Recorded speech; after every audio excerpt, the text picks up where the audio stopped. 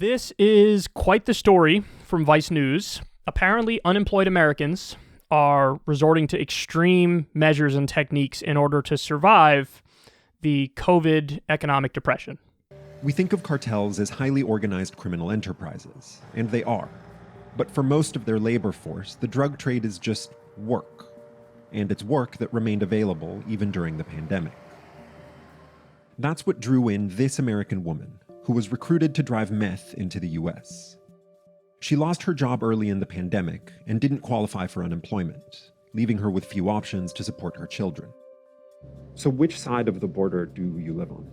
I live right now in the United States. Are you from there? Were you born there? Or? Yes, I'm born. So you're an American citizen? Yes.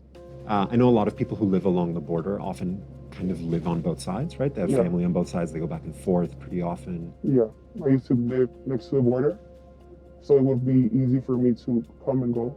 How does someone like you wind up doing this? Did they approach you, or? It's a very small world, and we know everybody. It's not hard to find a job processing drugs. They laid us off at the place where I was working at. Right when the pandemic started? Yeah, I didn't have no way to provide for my family. I don't want to keep doing that for a very long time. But getting easy money, it's hard to leave it too. So you drive your car over the border into Mexico. Yes. And then someone takes it from you at that point. And then they give it back to you. Yes. I'll just go and pick it up whenever it's ready. They'll just call me and I just pick it up. I'm just supposed to cross the border every single day, and even if I don't have anything. So you cross every single day? You cross the border every day? Yes. So the car is registered, and it's like a common car. How much do they pay you? Usually it's $4,000 every time I cross. Have you ever had any close calls, like moments where you thought you might get caught? Yes. Sometimes they'll send me to secondary. They search the whole car, bring the dog. That's when my heart starts pumping and just feel like, oh my God, I'm just done. First things first, the drug should be legal. And it makes it more dangerous that they're illegal, because when they're illegal, you have to go work for some cartel or gang, and whenever there's a dispute, it's solved with violence and guns in the street. When it's legal, taxed, and regulated, when there are disputes, it's solved in courts where people wear suits and ties.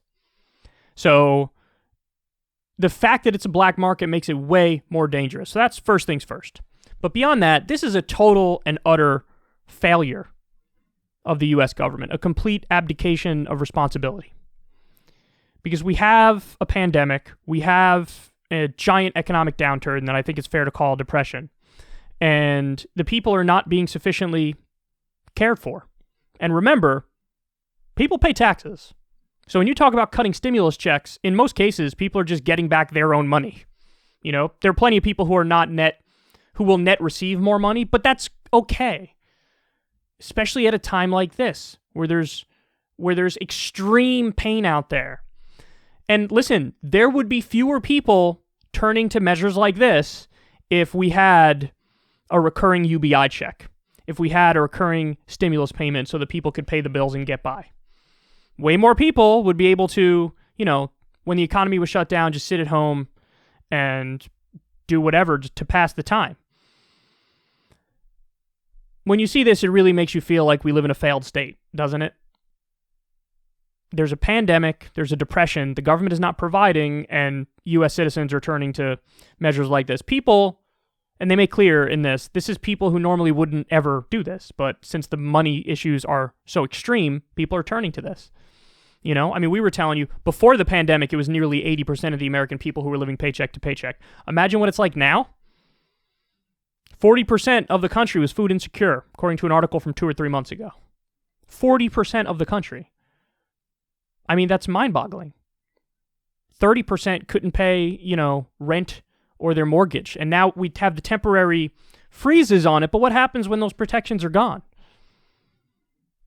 This is really as terrible a situation since the Great Depression. So you see a story like this, and it's almost like, well, yeah, what'd you expect? This is what people are going to turn to.